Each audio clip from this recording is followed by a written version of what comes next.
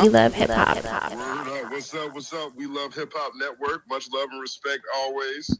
What's poppin', bro? I seen your piece that you just did on the boy Drizzy Drake and the 100 gigs. What are your thoughts? I'm telling you, if I was a Drake fan, if I was Team Drake, this is a good day. This is a good day. And I say it, and the reason I say it is because you get 3 new tracks, right? But you get all this behind the scenes video footage and pictures of him creating some of his best tracks. And I, as a fan of art and artistry, I think all of us, we have at least somebody that we really appreciate, right? I would love for the artist that I'm a fan of, or artist that I support to do this. Like, I think it would be really dope if Lupe did this. You know, I think it'd be really dope if Big X the Plug or Andre 3000 would do this. You know what I mean? I think that from a marketing standpoint, it's a great way to change the conversation, because there's so much newsworthy media in there. You know, there's like that video of him talking about how he wanted to get Future on Hotline Bling. You know, I'm not sure what that would have sounded like, but the one with Know Me, when he was like, you know how that should go.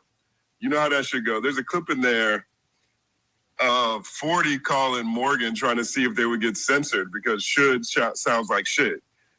You know what I mean? And for the longest time when I heard that song, I thought it was, you know how that shit go. I actually thought that was the line.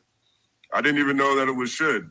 But but you see what I'm saying? Like, there's these little nuggets of insight into Drake. And I think for Drake fans out there, this is actually a really cool experience.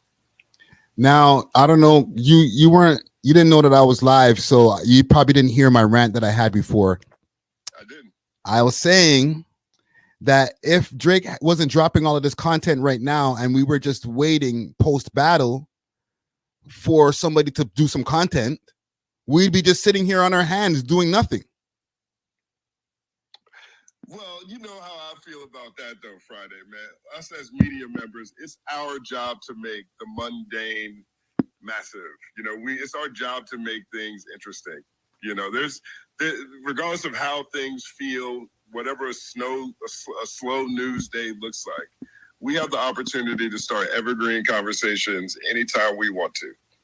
You know what I mean? Like, we could, like, you know, like you did a great video on Drake's Toronto beefs. Thank you. Right?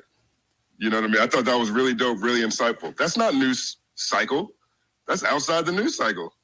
True. You know what I mean? So I don't know if we'd just be sitting on our hands. I personally don't need Drake to drop stuff, even though I've been having a good time talking about the stuff he's been doing, clearly. I'm really interested. I'm saying. I think you guys know where I sit in this conversation, what side of this debate I fall on. But nevertheless, like, even after today or as time goes on, there's going to be a lot of think pieces made about the stuff that's in that drop. You know, I mean, especially, we got Rocky and Drake heating up now. You know, I know 21 Savage's manager said that 21 wasn't dissing Kendrick. I don't know, man. I don't know. Well, that's supposed to be older material, right? So that was around the CLB time, I think. Then why drop it anyway? You know the climate right now. Why pick that song to drop? That's like Who Shot You, right? That's like Biggie with Who Shot You. Exactly. Okay. Whenever they made the song, they knew when they dropped it. They know it's happening right now. But either way, let's say it's not a Kendrick diss. On that same song, there's a bunch of stuff that feels like it's allusions to A$AP Rocky. It feels like A$AP subs are on there. Rocky just dropped a track the other day.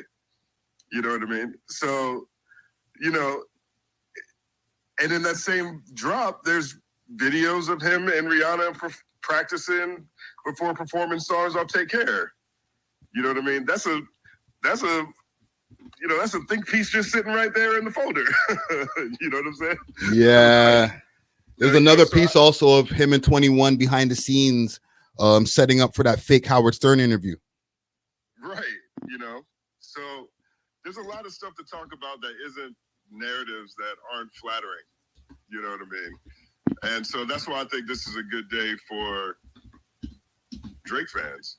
And I mean it straight up. If I would love for Andre 3000 in particular to do this. Like, this is a dude who's walking around all day saying he's got nothing to rap about. That's my favorite rapper of all time. Just pull up some old stuff, man. Just drop a folder. Let people swim through it. You know, we're in the, you know, we have all this internet. You know, sometimes this feels like a Napster drop. You know, like I got a mega upload link. Like, I have a nostalgic feeling about this. You know, I think that part is lost in potentially lost in this conversation, because obviously people who are Drake naysayers are talking about how desperate this is and what other narratives on the other side, how this feels manipulative, or you know, we're clearly, and your audience knows this. You saw this with your What's the Dirt interview. You know, people are in their corners, right? Yeah, there's going to be people who feel passionately about this on both sides. But regardless of all that, like, this is if this is something that moves the conversation in a different kind of way. It's a great nostalgia play. One thing that, you know, Drake fans, the Nation of Drizlam, Nation of Drizlam members have been pointing out and reminding me all the time is that his streaming numbers are still number one overall. His back catalog is still commercially flawless. And so, you know, this is a great opportunity to lean into the stuff that people already love about Drake the most. I mean, I've got comments in my audience on this video I just dropped that are talking about how, you know, they don't like any of Drake's new music. They look at him differently because of this battle.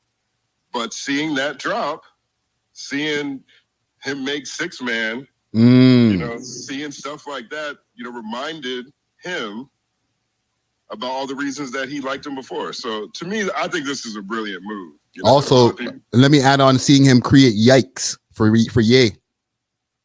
Right. You know what I mean? I mean, that's what I mean. I wasn't that big on that which album was that? That little 6-pack. It was the Ye album. It was just called Ye. Yeah. I think it was called Ye, right? Yeah. But that was one of my favorite joints on there. Yeah. You know, I mean, like I said, I think this is a good move. I think it's a good look. I think that for the people who for people who love Drake, this is great. And I think from a media standpoint, it's a lot of pro Drake looks, a lot of pro Drake conversations. Yeah, you know? And I think that's I called it a brilliant move. My audience is mad at me for saying that. Now my video is still super critical. So let me ask you that one last thing before I let you go here, right? Yeah. Because, you know, obviously with your audience and for the people out there, make sure if you're already not subscribed, go subscribe to the Company Man on YouTube. Salute to the legend Justin Hunt right here. You know what I'm saying? Journalistic legend in the building. You have a very pro Kendrick fan base. Yes, I do. And I watched the video earlier, and we'll react to the video when we get off the phone, right? Yeah. Are they turning on you like they turned on What's the Dirt? No, they're not gonna turn on me. You know what I mean? Like, they just, you know, but I have a relationship with them. You know, like, I mean, I'm not knocking What's the Dirt at all, but he has a relatively new channel. Yes. So I'm not sure how established his relationship is with his audience, and you know, most new people entered his channel through this beef. You know, he had that brilliant timing on the Drake Kendrick beef, everything that happened up until February or March. And I feel like that's most people's entry point. And so, you know, they didn't see a lot of the other stuff that he had already dropped. And I feel like if you just watch from the beginning, if you watch that video that's on Drake versus Kendrick, the beginning, the full beef timeline, if that's your entry point, and then it's just the videos that have happened since, you might feel like you were bait and switched. Hoodwinked. You might feel like you were hoodwinked. You know, you might not have realized that he says about a whole lot. He sounds like he's from Canada. You might not have realized that, you know, and so I don't really think that, and plus it's a little different too, because I feel like What's the Dirt just made a marketing misstep. That's really what I think. I think that by the way he marketed that video, from a distance, from wherever he is in Canada, whatever West Coast part of Canada, I believe, he watched an interview with Kendrick and said that he easily lied. He called Kendrick a liar and used that as marketing, and they went back and forth with a few. I think that's really the thing. Yeah. I noticed the comments on your interview with him, and I feel you. It's nasty. I want to say this though real quick before I get off, man. Yes, sir. Really appreciate you coming on my platform and having a conversation with me about this stuff. The video today, honestly, is the best one, the best clip that we've dropped so far. I will say that. I want to let you know. Like, there's a lot of people in the audience that feel where you're coming from. Which one is that? The OVO Sweatshop one? The OVO Sweatshop one. And even the people who disagree with you aren't mean-spirited about it. You know what I mean? So, that's progress, because those first couple of videos, it was ugly. It was ugly in there. Yeah, they hated me. Yeah, man. That was rough. But I think the comment section today actually looks a whole lot better. It's still very much pro Kendrick, pro America. Don't get me wrong, but I think a lot of your points resonated in a way, and the audience received them and actually joined the discussion.